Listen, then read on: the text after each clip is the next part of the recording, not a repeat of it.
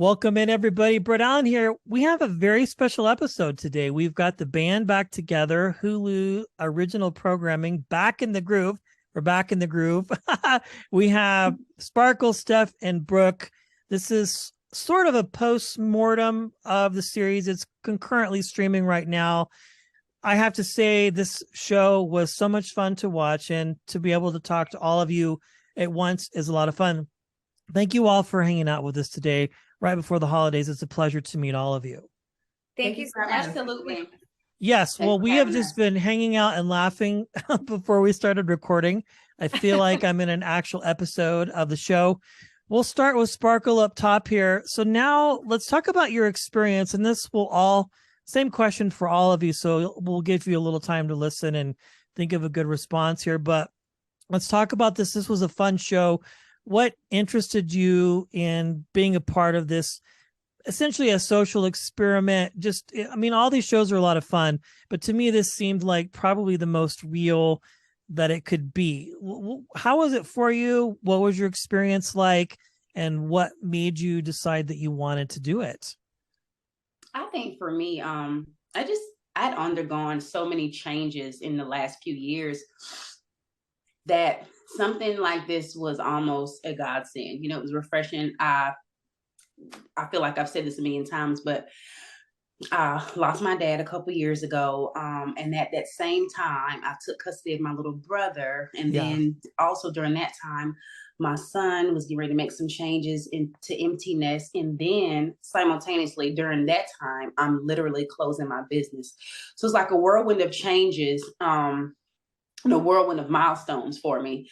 And I kind of didn't know where that left me. I was like, okay, where does my identity lie? You know, my mom title has been reduced. My business owner title has been reduced. And I kind of just felt like, you know, I don't feel like a retired empty nest old lady, because I feel like typically those titles, you know, come with that stigma. And you know, when they reached out, because they found me and they reached out, thought it was a great opportunity. And just as I suspected, I got my groove back. I came back feeling so refreshed, feeling so regenerated, feeling like I had this new leash on life. I had these new set of sisters that I didn't have before. I'm what you call a baby only child, because I was raised by myself. I had two older sisters, but I didn't grow up with them. By the time I was 4 or 5, they were already out the house. So it was just so refreshing to have two ladies my same age that kind of had some of the same struggles and kind of had a little bit of the same lifestyle. You know, we're a little bit in the public eye doing things. And so who better than to share this experience with them? I mean, the guys, the sexy guys were added bonus. I'd be remiss not to say that. But I think this whole experience with the guys, and especially my sisters, has just given me not only a new confidence and a new leash on life. And I just feel like I'm reborn. I feel like I'm reborn. I feel like I'm young all over again. Yeah, I am young. First of all, I'm never not young. Right. But yeah. I feel like I'm. I see. You're not going to trick me. I get it. No, I think that's what I feel like made this show in particular so different. Is it wasn't the traditional trope of, okay, let's take this group of people, put them together, put them in some, you know, ostentatious situations and kind of see what happens, but really an opportunity to just, as you said, a rebirth or a regrowth, and to refocus on life a little bit. And I could hear your story, all of your stories, really over and over again, because I think that's what makes all of you stand out from, as I said, the typical show. And your host, of course, that was a lot of fun too. But I'm glad that you did it. I think, you know, the last few years have been hard for everybody, but also your circumstances too added to all of that. It just makes for a lot. So it sounds like it was a good experience overall and changed you for the better, for clearly.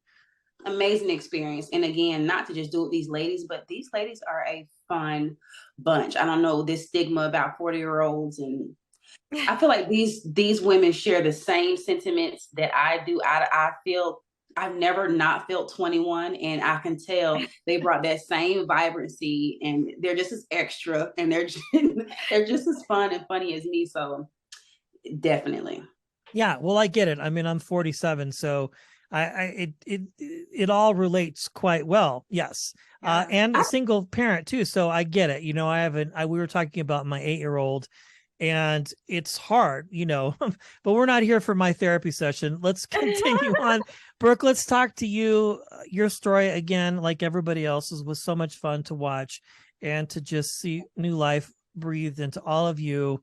What are some takeaways for you that now that the cameras are off, so to speak, and obviously you're now in the public eye, all of you more than ever, some things that have stayed with you and that you think, okay, this is something now.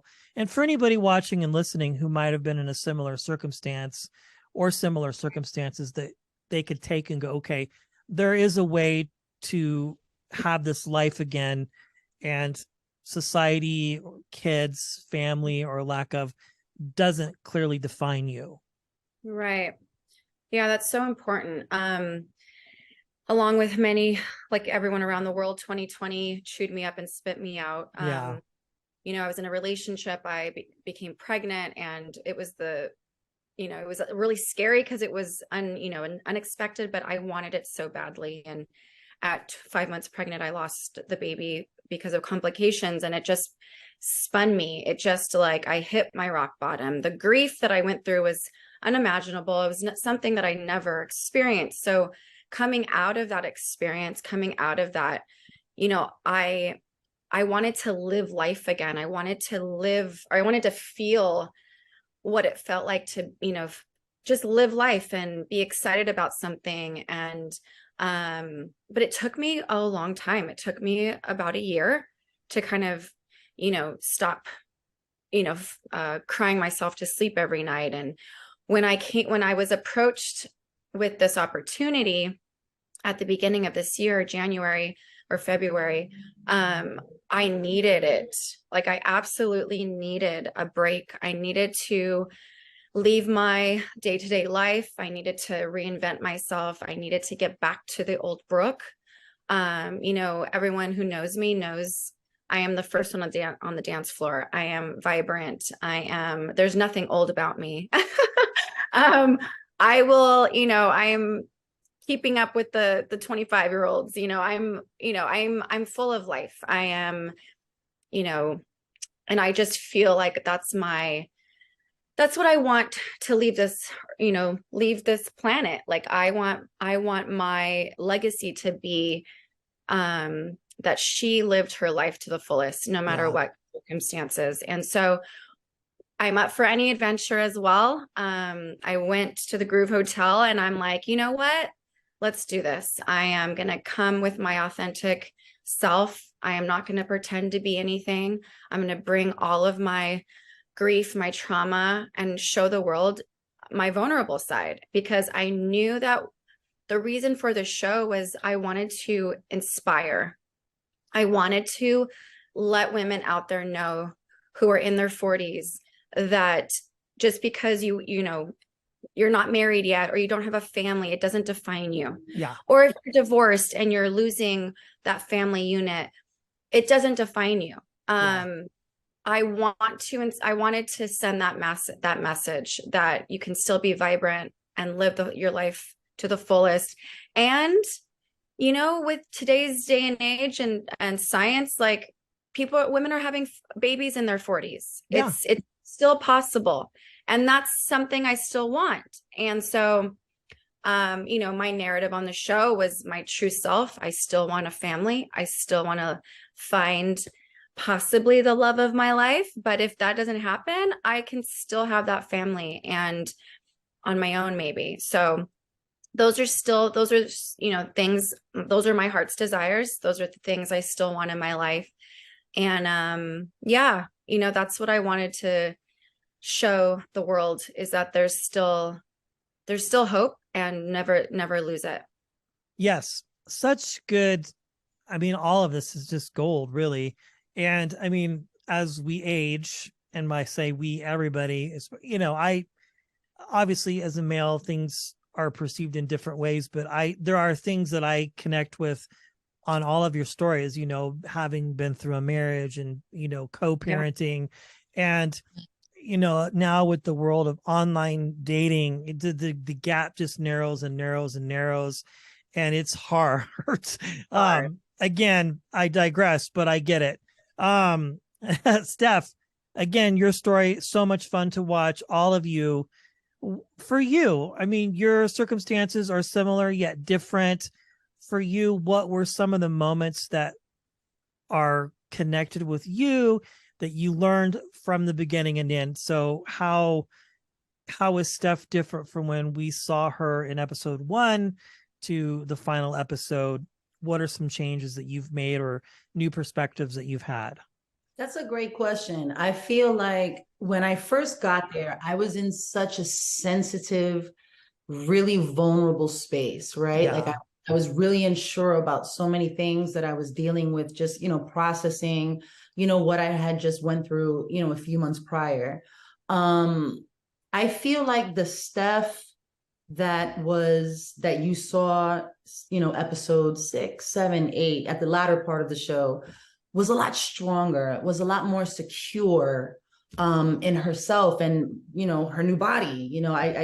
I look at myself sometimes in the mirror and I say, wow, for so long, I looked at myself and I saw one thing, right? But the things that I saw didn't define who I am, who I was, anything. So after my diagnosis, I just wanted to make sure that I didn't allow my diagnosis to define who I am. When I went to the island, I wanted to go have fun. I wanted to take my mind out of the rut that I was in. I was in a really weird, dark, low vibrational space. Meeting the girls, having the experiences, the talks. I mean, it was like therapy for me, really. I learned so much about myself. I realized how brave I was, to actually throw myself into something that I had never done before. I've never dated someone that much younger than me. So that was weird. And then, my son being there were so many things going on with me mentally, aside from the physical, psychological, everything aspect, I feel like the Steph that left the Groove Hotel is a Steph that is open to new possibilities. It's a Steph that is that realizes that she is flawed, but totally, open and ready to make changes and continue to improve myself, so that when the day comes, even though I left alone, I feel like I didn't leave alone. I left with myself, and I feel like I'm a work in progress. And, I feel like I got out of my own way. So that's what I feel. And I'm so grateful for the experience, really. And I forged these amazing relationships that have become family. These two, people always ask, are you guys really close in real life? Yeah, absolutely. Those are my sisters for real. These are, the same women that I will be speaking to long until I leave here, so I'm just really thankful. I'm really, I'm a lot stronger today because of them and because of the experience. And I just feel like God doesn't make any mistakes. So for whatever reason, I was supposed to go through what I was supposed to go through, and then ended up doing the show and, going to the Groove Hotel and meeting these people. There was a reason for all of that. So. Yes. Last question, Brooke, would you do it again if you had the opportunity? Absolutely. I think I would definitely do it again. Of course, I would do something different again. I think, the talk on the town is that me, Sparkle, and Steph need to we need to have our own like spin-off show, like Sex and the City. But seriously, like I would do it again in a heartbeat. And maybe there's going to be a reunion or a season 2 with us. We'll see. Yeah. Yeah. No, I think that would be great to have you all again. Sparkle, would you do it again if you were given the opportunity? I would. And what's so ironic is that although I was open to doing it, I was so nervous. I almost kind of did it kicking and screaming, because I pushed myself to do something different and open my mind and stretch myself. And it's like the whole time I was just thinking, this is too good to be true. Like, oh, really? It's women empowerment. Oh, you're not going to do anything bad. And it just kept being a great experience. And so now I would say 100 times over, I would do it over again. 100%. And of course, Steph, I'm guessing you probably would, in agreement with your friends here, your family, really, that you would do it again. or maybe not. I'm assuming. I would do it again if it was with them. It would have to be Yes. the three of us, going, for me personally, it would have to be the three of us doing it and, seeing what happens, whatever. It was Yeah. well, we need a part two. We need Yeah. a part. Yeah, there you go. Well, with the age of sequels and 2 and 3 and 4 seasons, if it's a hit, it's a hit. Everybody, if you haven't watched yet, head on over to Hulu streaming. All the episodes are available there. We've been chatting with all of the stars, Sparkle, Steph, and Brooke.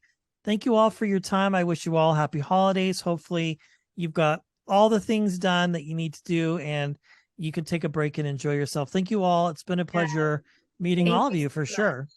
Thank you so much. Thank Happy you. holidays. And thanks to Hulu for putting this together. We Yes. got to thank them if Thanks, they Hulu. do happen to watch. Thank you. Thank you. So have a Thanks, good guys.